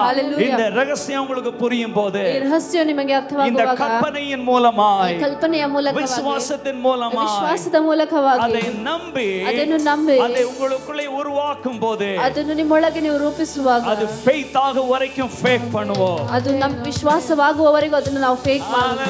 ஹalleluya. தன் சரீரம் செத்ததையும், ನನ್ನ ಶರೀರವು ಸತ್ತದ್ದನ್ನು, சாராளுடைய கற்பம் செத்ததையும், ಸಾರಳ ಗರ್ಭವು ಸತ್ತದ್ದನ್ನು, அது என்னன்னே அதை பத்தி பேசவே வேண்டாம். அதை பத்தி பேசவே வேண்டாம். ಅದು ಏನು ಅಂತಲ್ಲ, ಅದರ ಬಗ್ಗೆ ಮಾತನಾಡೋದೇ ಬೇಡ, சிந்திக்கவே வேண்டாம், ಅದರ ಬಗ್ಗೆ ಚಿಂತಿಸುವುದೇ ಬೇಡ. அது எப்படி அதை பத்தி பேசவே வேண்டாம். ஃபேக் இட், எனக்கு பிள்ளை கிடைக்கும். ಅದರ ಬಗ್ಗೆ ಮಾತನಾಡುವುದೇ ಬೇಡ, ನನಗೆ ಗೊತ್ತು ನನಗೆ ಮಗು ಸಿಗುತ್ತದೆ. ಅದ ಬಗ್ಗೆ சொல்லப்பா, ಅದರ ಬಗ್ಗೆ ಹೇಳಪ್ಪ, ಅದ ಬಗ್ಗೆ பேசு, ಅದರ ಬಗ್ಗೆ ಮಾತನಾಡು. ಅವನು என்ன சொன்னா, ಅವನೇನು ಹೇಳಿದನು, ಡಾಕ್ಟರ್ என்ன சொன்னாரு, ಡಾಕ್ಟರ್ ಏನು ಹೇಳಿದರು, ಕೋಚ್ என்ன சொல்லுதே, ಕೋಚ್ ಏನು ಹೇಳುತ್ತದೆ, ರೌಡಿ என்ன சொன்னா, ರೌಡಿ ಏನು ಹೇಳುತ್ತಾನೆ, ಎಮ್ಎಲ್ಎ என்ன சொன்னா, ಎಮ್ಎಲ್ಎ ಏನು ಹೇಳುತ್ತಾನೆ, ಮ್ಯಾನೇಜರ್ என்ன சொன்னாரு, ಮ್ಯಾನೇಜರ್ ಏನು ಹೇಳುತ್ತಾರೆ, கொஞ்சம் பேசுவோம். ಅದರ ಬಗ್ಗೆ ಸ್ವಲ್ಪ ಮಾತನಾಡೋಣ. ಅದ ಬಗ್ಗೆ ಕನ್ಸಿಡರ್ ಎಣ್ಣವೇ ಎಣ್ಣಾದ. ಇಲ್ಲ ಇಲ್ಲ ಇಲ್ಲ, ಅದರ ಬಗ್ಗೆ ಅಂದುಕೊಳ್ಳಲು ಬಾರದು. ನೀ ಮಕ್ಕು ಮಾರಿ ಪೇಸ್ರ, ನೀನು ಮತನಂತೆ ಮಾರಿ பேசுற, ದಡ್ಡನಂತೆ சொன்னாரு, ಏನು ಹೇಳಿದನು, அதை குறித்து ಎಣ್ಣವೇ வேண்டாம். ನೋ ಅದರ ಬಗ್ಗೆ ನೀನು ಅಂದುಕೊಳ್ಳಲೇ ಬೇಡ. அப்ப எதை பற்றி பேசணும்? ಹಾಗಾದ್ರೆ ಯಾವುದರ ಬಗ್ಗೆ வாக்குத்தத்தம் பண்ணினவர் உண்மையுள்ளவர் என்று எண்ணி, ವಾಗ್ದಾನ ಮಾಡಿದವನು ನಿಜವಂತನು ಎಂದು ಅழைத்தவர் ಉண்மையுள்ளவர் ಎಂದು ಎಣ್ಣಿ, ಕರೆದಾತನು ನಿಜವಂತನು ಎಂದು ಅನಿಸು. ಹalleluya.